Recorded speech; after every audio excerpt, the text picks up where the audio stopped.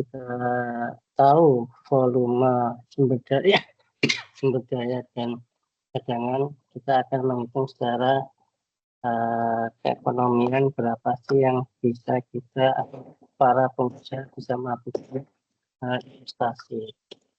Jadi yang pertama adalah perhitungan pertambangan dapur ini dilakukan dengan menganalisis skala risiko investasi. Jadi ada investasi yang akan direncanakan berdasarkan aliran gas, kemudian ada biaya operasi ya, kemudian pendapatan dan ada nilai tambah produk secara finansial selama umur tambang. Jadi ketika pengusaha melakukan pertambangan itu kemarin kita melakukan eksplorasi sehingga kita mengetahui sumber daya atau cadangan. Nah, itu mereka biasanya akan melakukan perhitungan berapa lama umur tambang ini kita ambil. Misalkan umur tambang itu contohnya umur tambang yang dirobohkan ya, yang berupa batu tabur juga itu umurnya 30 tahun misalkan.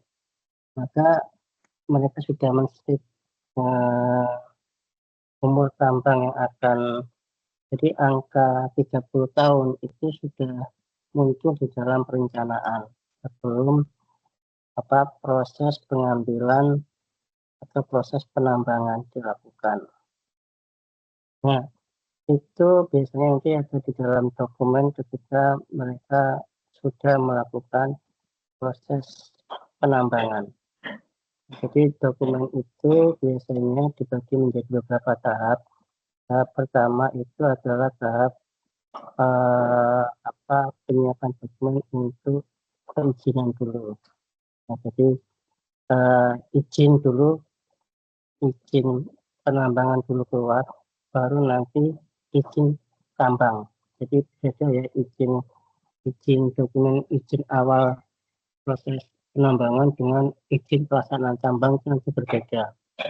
Nah, biasanya untuk dokumen awal itu yang dikeluarkan atau yang disampaikan ke SDM dan Dinas Lingkungan Hidup itu dokumen yang masih sangat sederhana. Maksudnya kayak kemarin eksplorasi belum melakukan pengambilan, pengeboran dan sebagainya. Nah, setelah izin itu keluar, baru perusahaan melakukan FS feasibility study. Jadi FS itu sudah melakukan perencanaan secara detail, termasuk umur tambang ini yang akan keluar di dalam FS-nya. Gitu. Dan studi kelayakannya di dalam FS tersebut. Nah, untuk materi kali ini akan membahas tentang bagaimana sih perhitungan keekonomian yang akan meliputi komponen utama perhitungan keekonomian dan metode evaluasi kelayakan ekonomi. Nah, ini nanti memang sangat banyak terkait dengan aspek ekonomian dan perhitungan, terutama modalnya.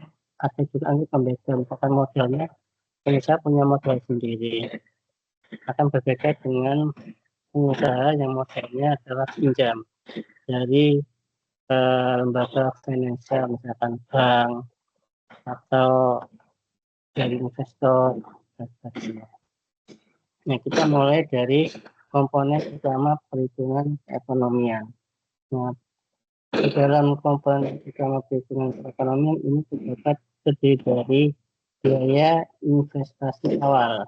Ini biaya investasi awal yang meliputi pembelian alat berat, kemudian instalasi infrastruktur, izin dan eksplorasi ini ada biayanya ya. Jadi seperti yang saya sampaikan kemarin, contohnya misalkan izin eksplorasi sebelum keluar, maka ahli geologi akan turun untuk eksplorasi dan menghitung cadangan serta mengetahui kualitas batu kapurnya. Kemudian pengembangan lahan. Nah, biasanya memang ada lahan ini biasanya tidak selalu dimiliki oleh pengusaha. Jadi ada yang lahan seperti contoh yang di Pandeglang itu modelnya kapling-kapling ya. Jadi ada puzzle kota itu miliknya pengusaha, sementara yang lain tidak dimiliki ini, maka ada biaya investasi untuk membeli lahan. Nah, sistemnya memang bisa membeli, bisa juga sharing bagi hasil. Nah, memang ada beberapa tipe sih yang menjadi komponen di dalam menjadi tipe dari pembebasan tanah. Ada yang tipenya itu adalah dibeli oleh pengusaha, ada yang tipenya kerjasama. Nah, memang agak rumit nanti kalau tipenya kerjasama. Itu memang harus strategi di awal. Ini kemudian adalah biaya investasi atau biaya awal. Kemudian berikutnya adalah biaya operasional.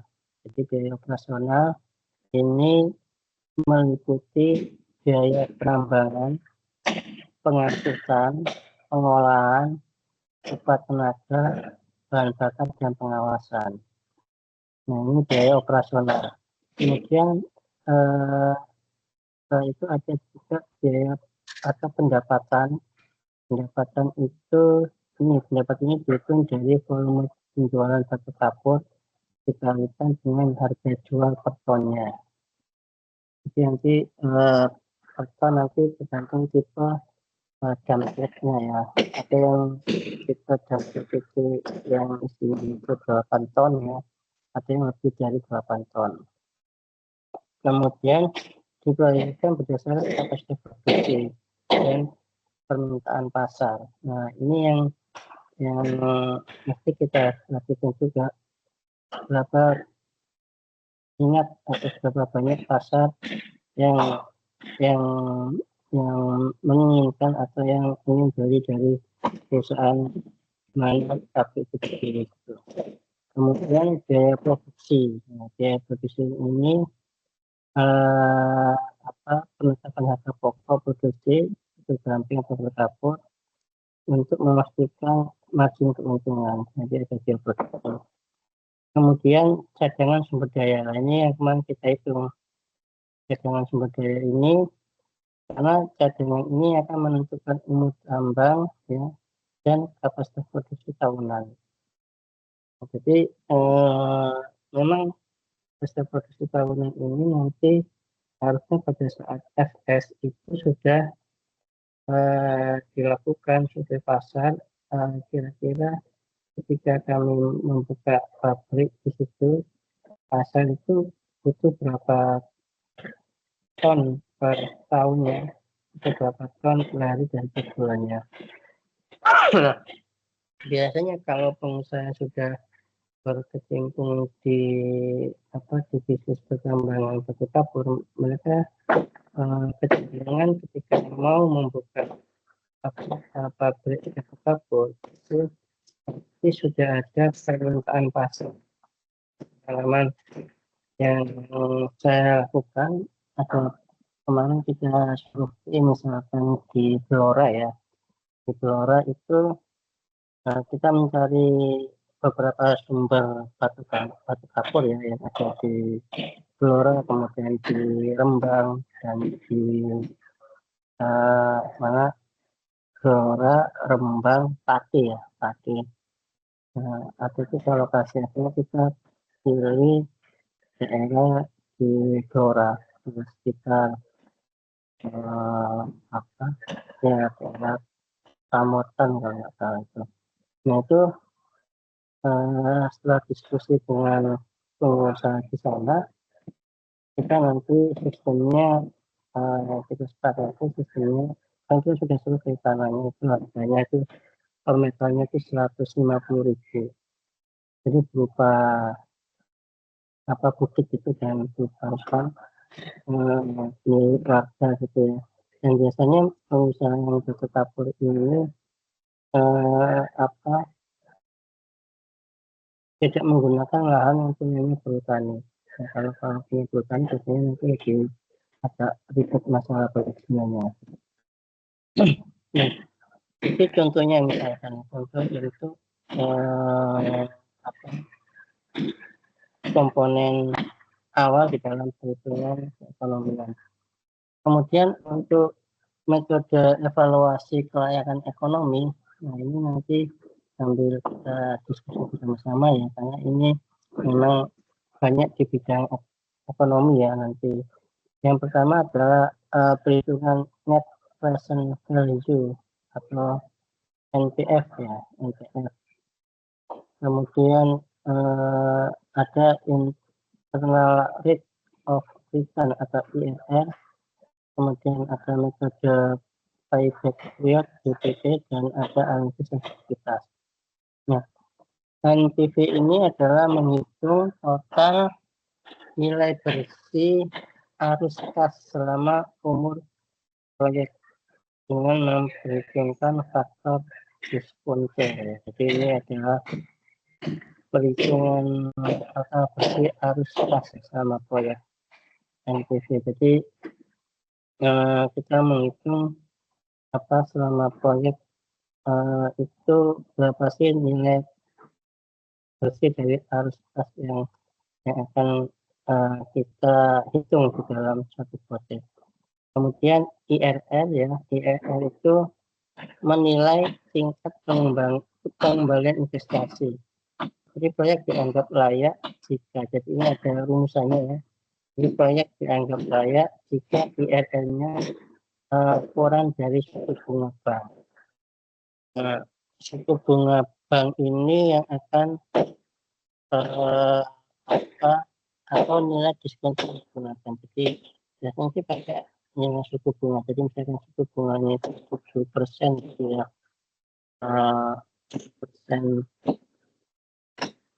maka nilai IRR-nya nanti harus kurang dari itu.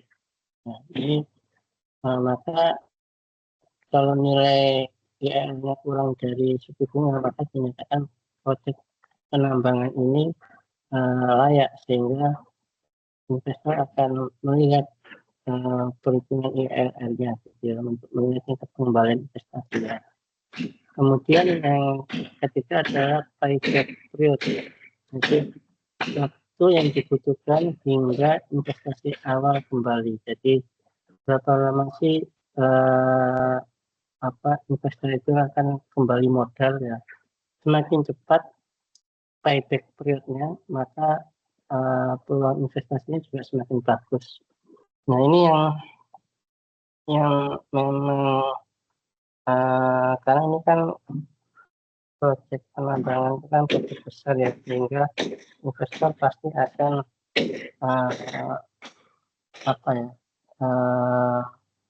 berpikir apakah proyek ini cukup bagus.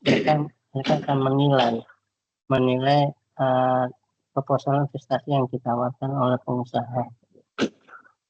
Kemudian analisis sensitivitas, yaitu mengevaluasi dampak perubahan harga jual yang prediksi dan sebagainya. Seperti sekarang misalkan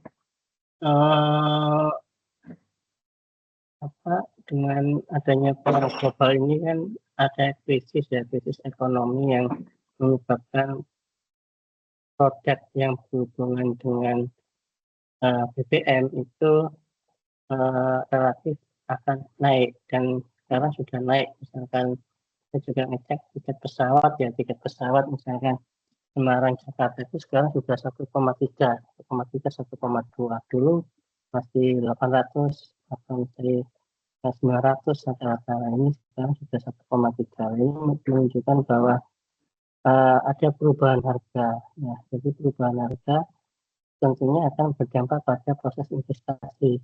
Jadi ekonomi global yang mempengaruhi ekonomi nasional ini juga harus diperhatikan.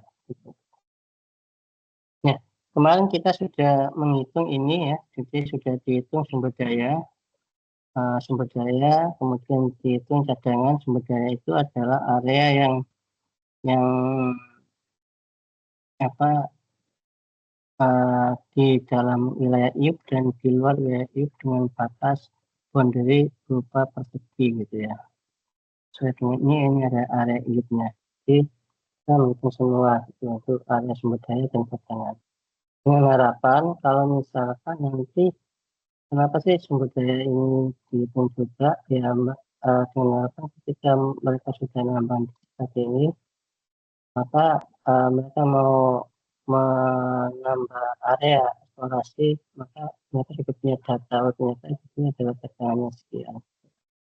Nah, estimasi perhitungan sumber daya batu gamping yang sudah kita hitung kemarin, jadi ada dua. Yang pertama adalah sumber daya sekitar 55,5 juta ton, juta ton. Nah, sementara untuk cadangannya sekitar 4,5 juta ton gitu ya.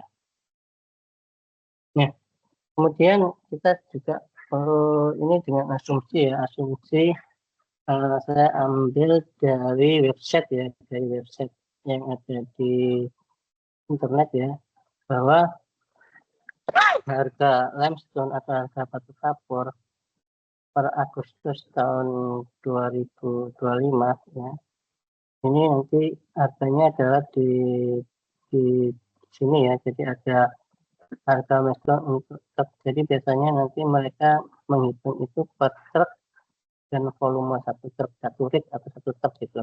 Jadi ada dua truk besar, ada dua tipe truk, ada truk yang kecil ya, ini yang rodanya 4 ya. Kemudian ada truk yang besar yang rodanya ada 8 atau 6. Nah, masing-masing mempunyai volume berbeda. Jadi ini volumenya antara 6 sampai 8 meter kubik ya. Kemudian ini volumenya sekitar 22 sampai 24 meter kubik dengan harga yang berbeda. Ini harganya per truknya, yang kecil ini harganya 1,7, yang ini harganya 3,5. Ini juta ya, harga satu truknya 1,7 juta. Nah, ini harga harga per truk ya, per truk tahun 2025. Tentunya untuk tahun sekarang mungkin akan berbeda ya. Nah, ini akan menjadi acuan perhitungan berapa sih jumlah perputaran uang dari kegiatan pertambangan yang ada dengan volume cadangan sekitar tadi 4,5 juta ton dan 55,5 juta ton. Ya. Jadi ini patokan harganya. Kemudian untuk mengetahui kelayakan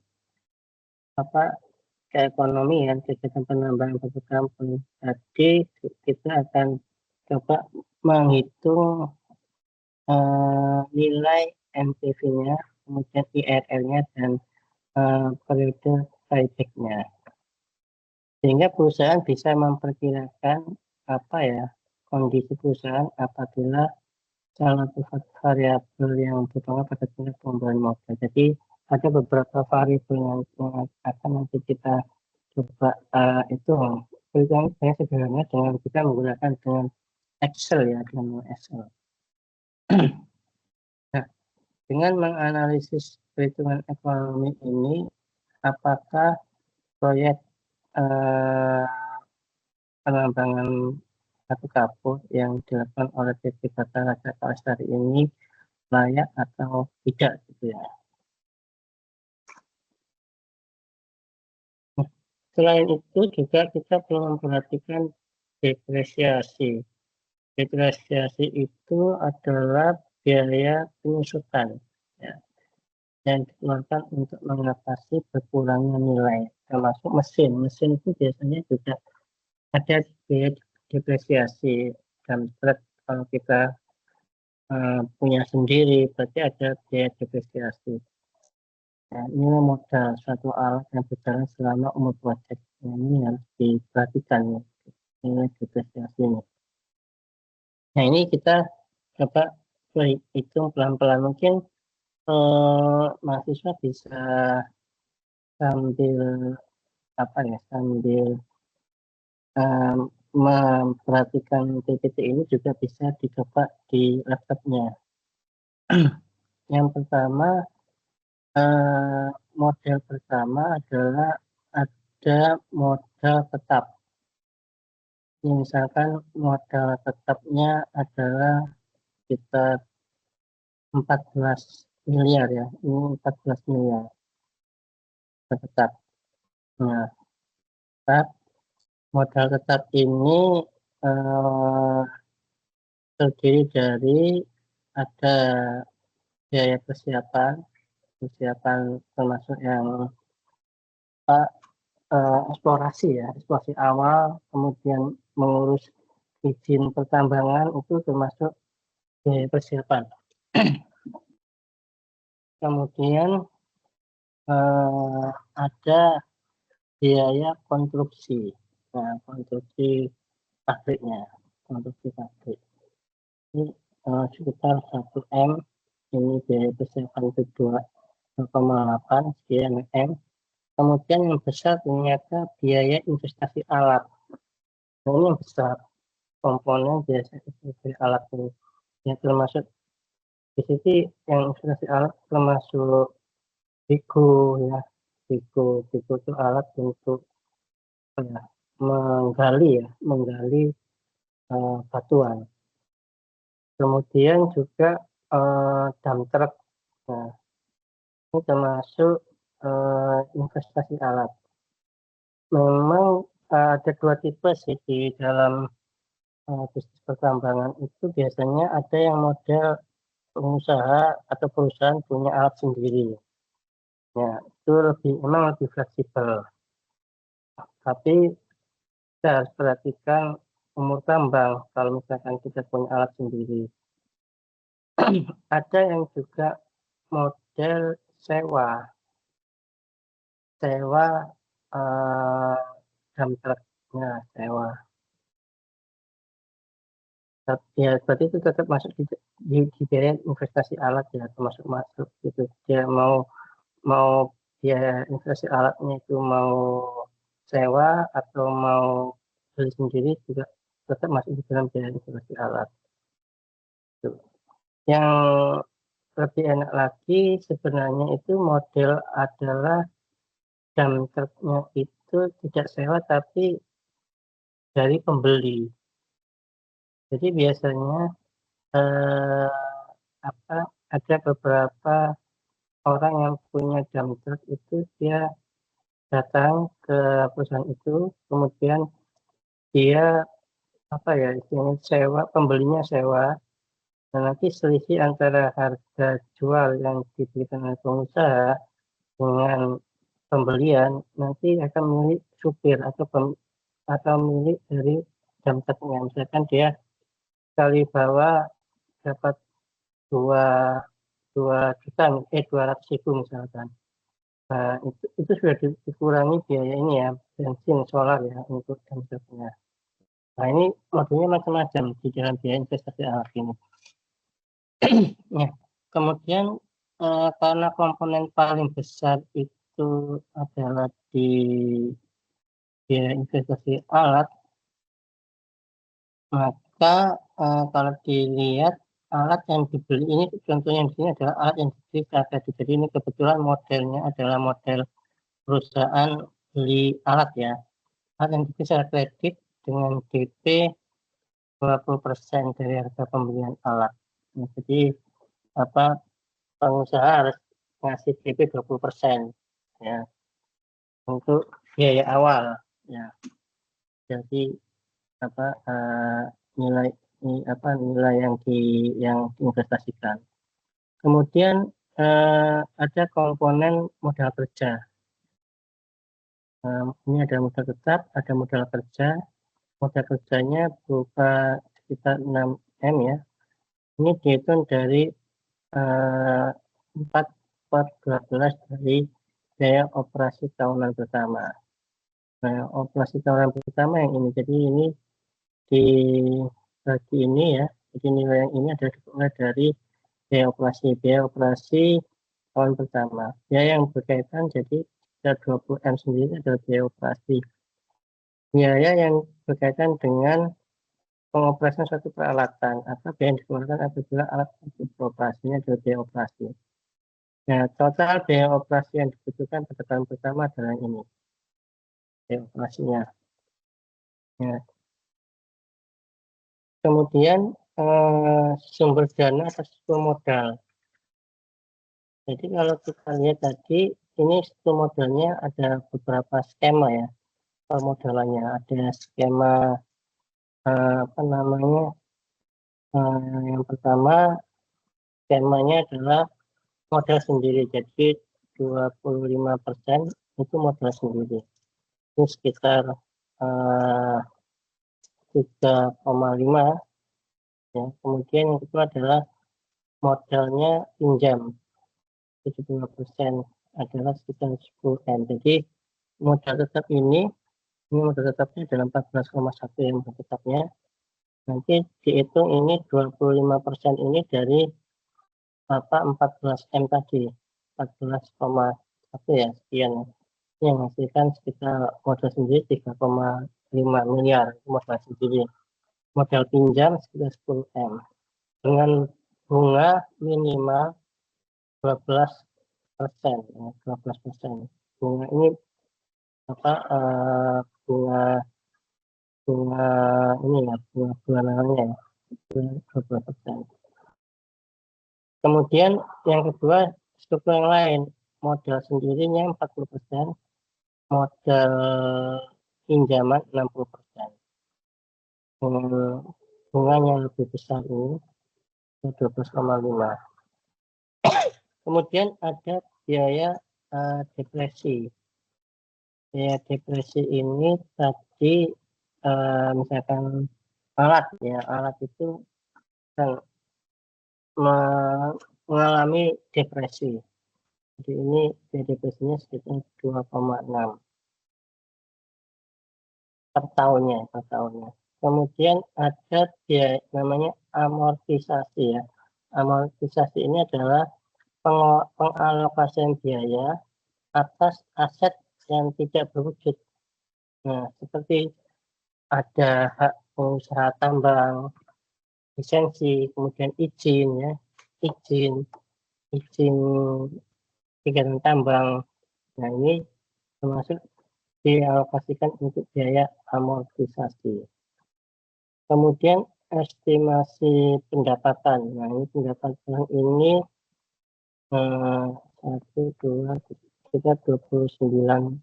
miliar ya.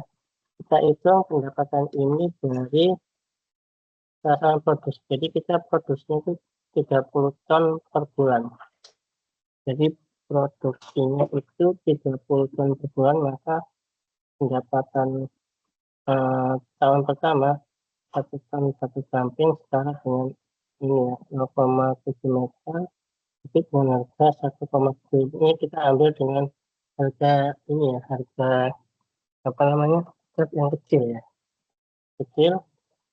Jadi per bulannya itu kira-kira jumlah truknya sekitar 1.425. Ini jumlah truk yang apa ya, yang akan mengambil dengan kapasitas produksi 30 ton 30.000 ton per bulan. Jadi sebulannya 30. Kalau tadi cadangannya itu 4,5 ya, 4,5, sehingga dibagi aja 4,5 dibagi 30 ya, berapa mas kira-kira? Kalau cadangannya 4,5 dibagi 30 per bulan, maka kita bisa mengestimasi umur tambang itu berapa. Dibagi akan 4,5 ya, 4,5 dibagi produksinya 30 ton per bulan. 30.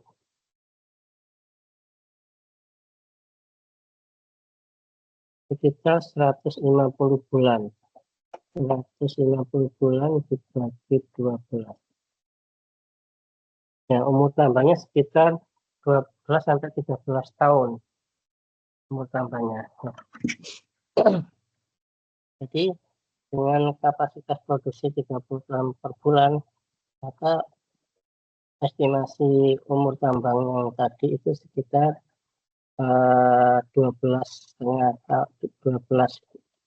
tahun ya, 12 tahun. Kalau kita ambil areanya yang apa? Yang 55 kesenangannya itu berarti dibagi 30 dibagi 12.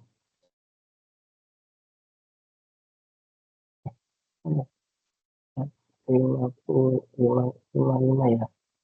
55 dan dibagi 30 terus dibagi 12. Oh, agak lama ini, sekitar 150 tahun. Nah, panjang berarti kalau misalkan tadi yang untuk yang sumber daya ya, gitu. Jadi bisa sampai 150 tahun untuk yang jika kapasitasnya 30.000 ya. 30.000. Nah, kemudian pengeluarannya modal sendiri ya tadi. Kemudian jadi skema yang pertama pengeluarannya adalah 29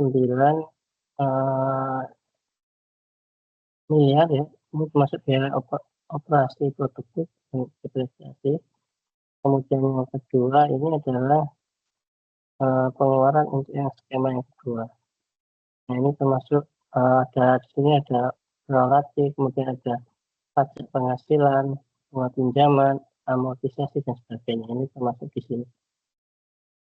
Nah, pendapatannya sekitar 29 M ya.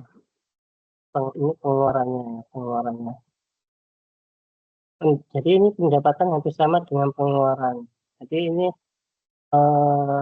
setelah dihitung ternyata pendapatan dan pengeluarannya hampir sama nih. Nah, sehingga perlu dilakukan usaha penghematan pengeluaran. Jadi kalau kita hitung tadi dengan skema yang ini ya, antara pengeluaran dan pendapatan tadi ya, ini pendapatannya.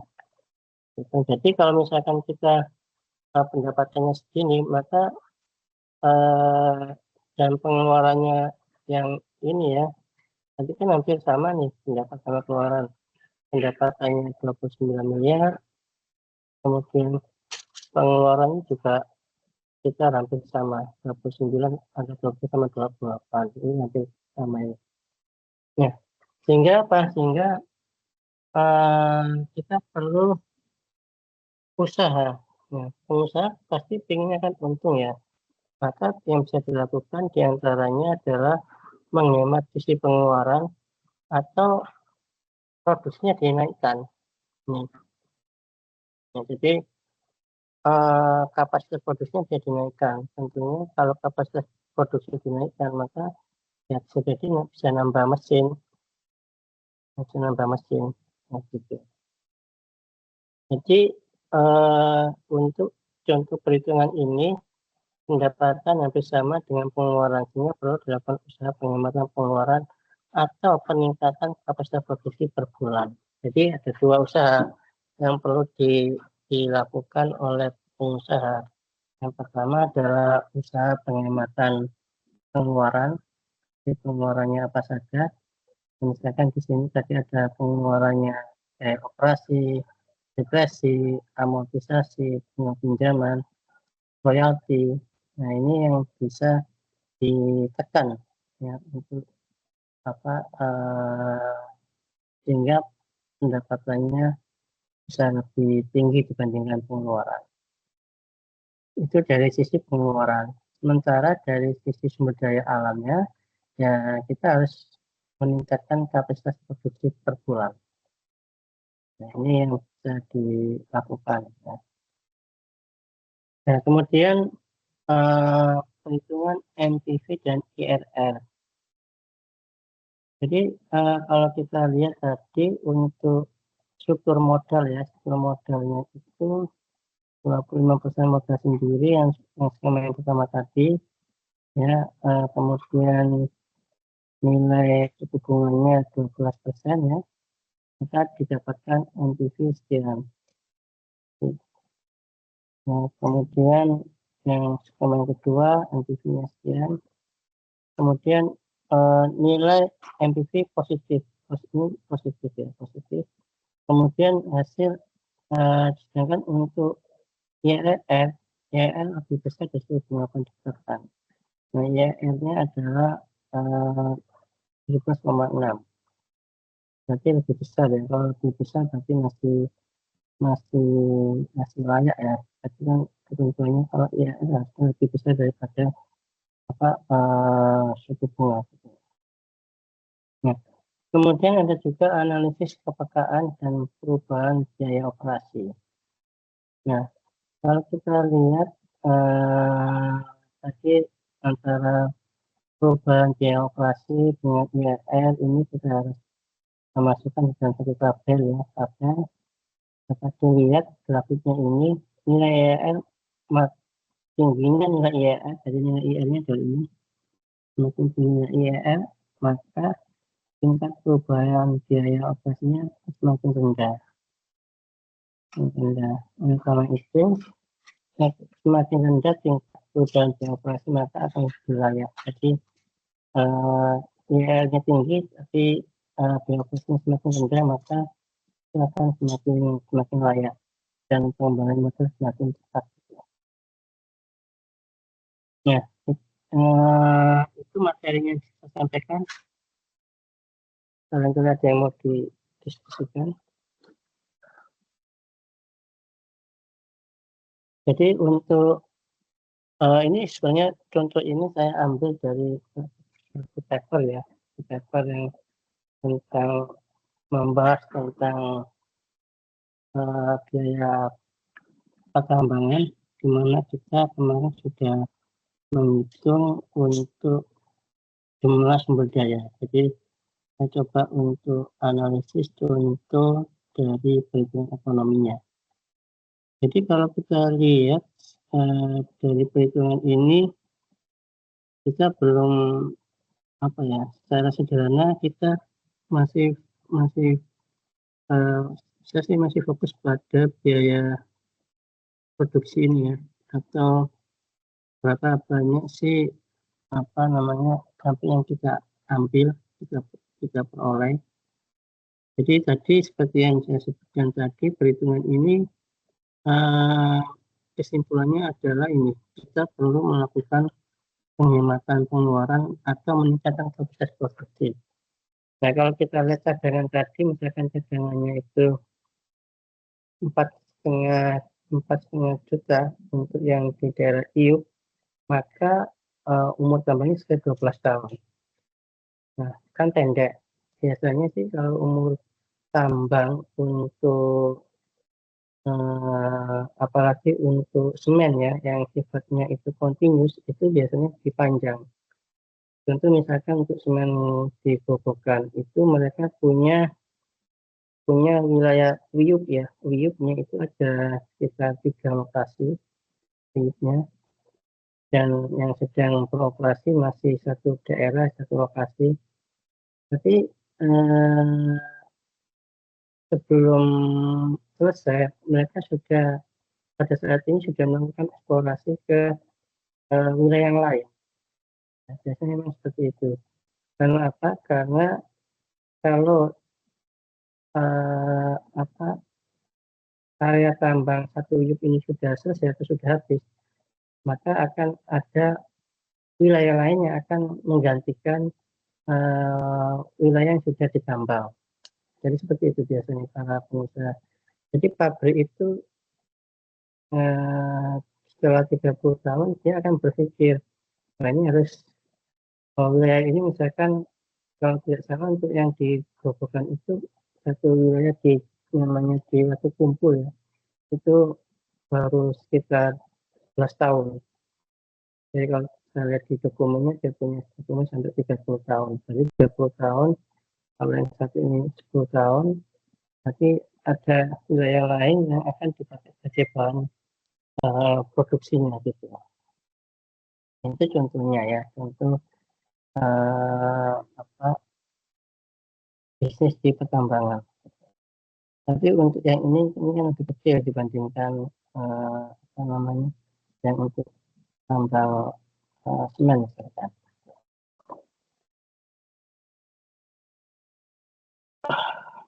Oke, itu yang bisa saya sampaikan. Barangkali ada yang mau didiskusikan.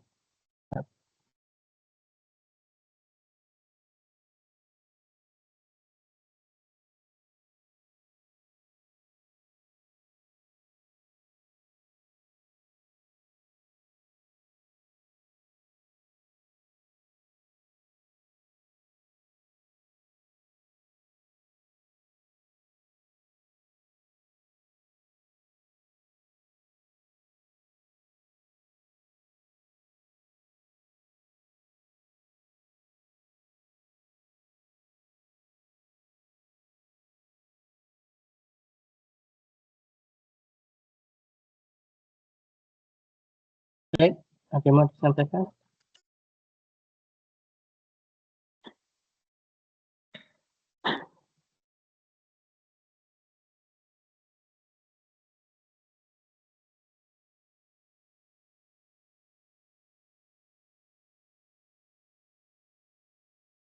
Oke, kalau nggak ada saya cukupkan yang untuk kuliah apa ekonomi lingkungan yang pagi hari ini.